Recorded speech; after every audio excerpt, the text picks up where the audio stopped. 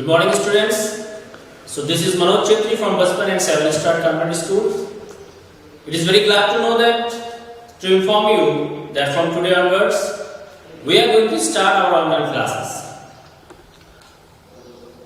So to begin with, in today's class, I am going to start with the topic the English alphabet, and that is the chapter 1 and from your English grammar book. आज के class में हम English alphabet के बारे में आपको बताएंगे। जैसे कि आप सभी को पता है, अल्फाबेट्स में इंग्लिश में अगर अल्फाबेट्स बोले तो 26 लेटर्स होते हैं। जो 26 लेटर्स एक सिस्टमेटिकली ऑर्डर में जब उसको सजाया जाता है तो उन्हें अल्फाबेट्स कहते हैं। If you want to know the definition of English alphabet, here you have to look here. An alphabet is a set of letters, यानी alphabets एक से ज्यादा letters का एक ग्रुप है, arranged in a fixed order used for writing, जो एक systematic order पर सजाया जाता है, जो कि हम लिखने के लिए इस्तेमाल करते हैं। In English we have 26 letters. English alphabets में 26 लेटर्स होते हैं। ये तो आपने पहले क्लासेस में पढ़े हैं। एनीवे आपको फिर से बता दूं, वो 26 लेटर्स जो है ए से लेकर जेड तक, यानी A B C D E F, A से लेकर जेड तक जो भी 26 लेटर्स है उन्हें इंग्लिश में अल्फाबेट्स कहते हैं। और आपको ये भी पता है कि अल्फाबेट्स जो है जो कि कैपिटल लेटर में भी होते हैं और स्मॉल लेटर्स में भी होते हैं। कैपिटल लेटर्स के आपने पहले पढ़ा होगा, जैसे हमने ये ए बी सी डी, इसी तरह की एफ जी ए हम जेड तक जो भी लिखते थे इन्हें कैपिटल लेटर कहा जाता है।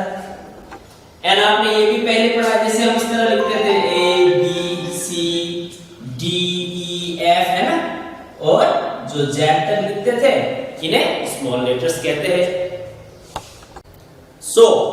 अभी तक हमने क्या जाना कि कैपिटल लेटर और स्मॉल लेटर। कैपिटल लेटर कैसे लिखना है ये भी आपको पता है, and you also know how to write small letters, है कि नहीं।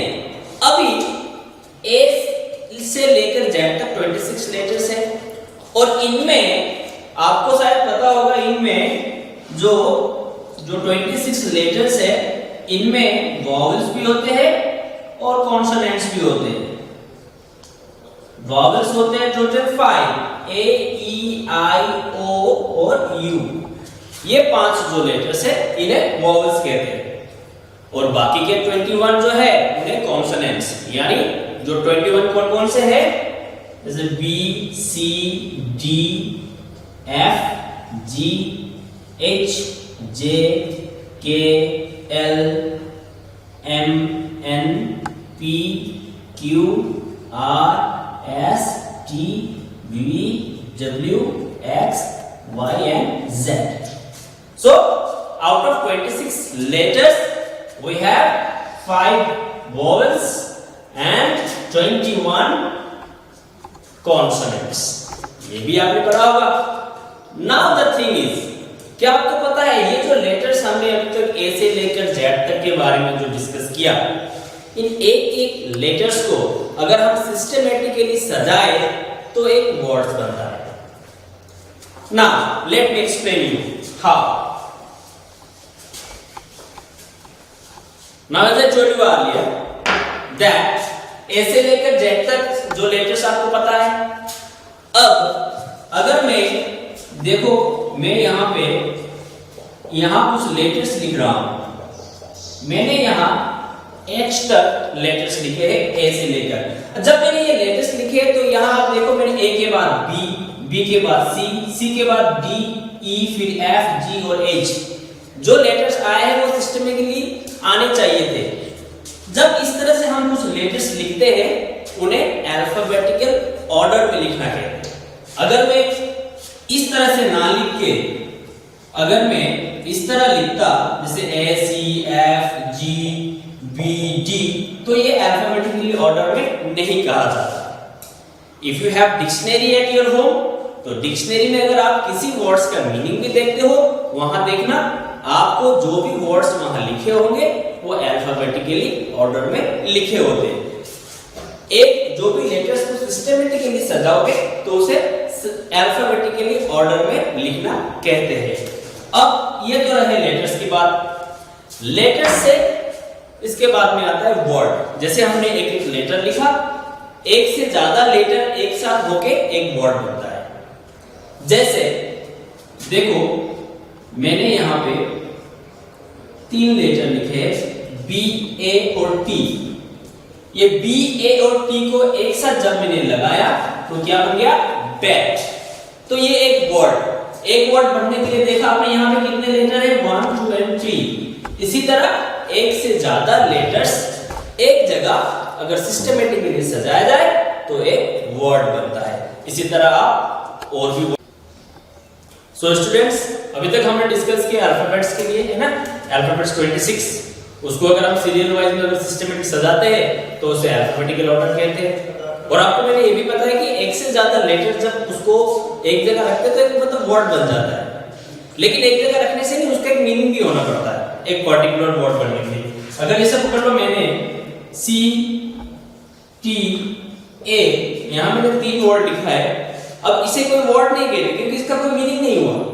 लेकिन इन्हीं लेटर्स को अगर मैं सिस्टमेटिकली सजाऊंगा और सी, ए, टी लिखूंगा तो ये हो जाता है कैट। तो ये एक वर्ड बन जाता है क्योंकि इसका एक मीनिंग है। तो एक से ज्यादा लेटर्स जब एक साथ बनके अगर कोई मतलब बनता है तो उसे वर्ड कहते हैं।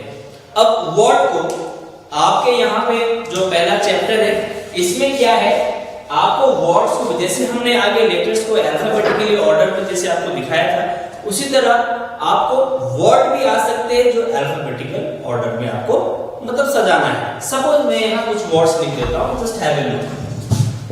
मैं यहाँ पे कुछ वर्ड्स लिख देता हूँ, words that have some meaning. जैसे BAT बैट, है ना? APPLE apple, DOG dog and CAT cat. So here I have written 4 words that are bat, apple, dog and cat. If I tell you to arrange these words in alphabetical order, अगर मैं आपको बताऊं कि इन words को alphabetical order में सजाना है तो what we have to look after? देखो यहाँ पे BAT बैट जब लिखा तो सबसे पहला लेटर यहाँ पे क्या लिखा? B। एप्पल में सबसे पहला लेटर A, डॉग में D और कैट में C। तो देखा आपने कि हर वर्ड्स में जो पहला लेटर है वो अलग अलग है। अगर हमें इन वर्ड्स को अल्फाबेटिकल ऑर्डर में सजाना है then what we have to look? We have to look the first letters of the words. Words के पहले लेटर्स जहां B, A, D, C है ना, इसमें B है, इसमें A, इसमें D और इसमें C। तो आपको मैंने पहले जो बताया था अल्फाबेटिकल ऑर्डर यानी A से लेकर Z तक सीरियल वाइज जो लेटर्स आते हैं उस तरह आपको सजाना है। अब अल्फाबेटिकल ऑर्डर में जाओ तो B, A, C, D, ये तो अल्फाबेटिकल ऑर्डर में नहीं हुआ। अल्फाबेटिकल ऑर्डर में सबसे पहले क्या आ जाता है? A, इसके बाद B, इसके बाद C और इसके बाद D। तो हमें उस सिस्टम में इन वर्ड्स को सजाना है। अगर इनको सजाए तो सबसे पहले क्या आना चाहिए था? A। तो हम A वाला जो लेटर है, A लेटर से जुड़ा हुआ जो शब्द है, सबसे पहले हम उस वर्ड्स को लेके आएंगे यानी एप्पल आ गया। इसके बाद A के बाद क्या आता था? B। तो B वाला कौन सा है यहाँ पे? बैट। तो हम इसके बाद बैट लिखेंगे। B के बाद आना है C यानी ये वाला वर्ड यानी कैट लिखेंगे। इसके बाद D आएगा तो हम डॉग लिखेंगे। तो स्टूडेंट्स इस तरह हम वर्ड्स को भी अल्फाबेटिकल ऑर्डर में सजा सकते हैं। ठीक है, अब ये तो हो गया अल्फाबेटिकल ऑर्डर।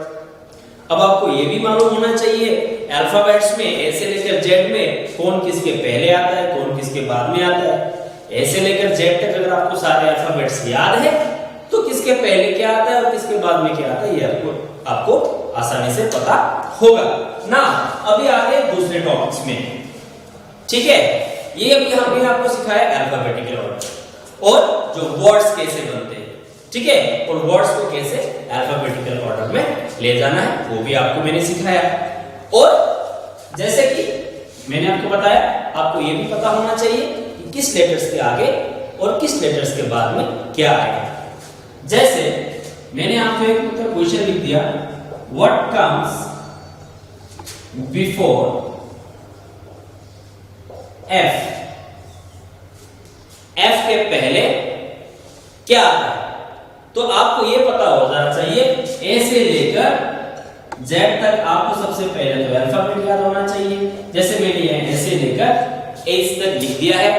अब एफ कहां है, यहां है, तो बिफोर एफ क्या आएगा, ई। देन आपको ये पता होना चाहिए कि आंसर ई।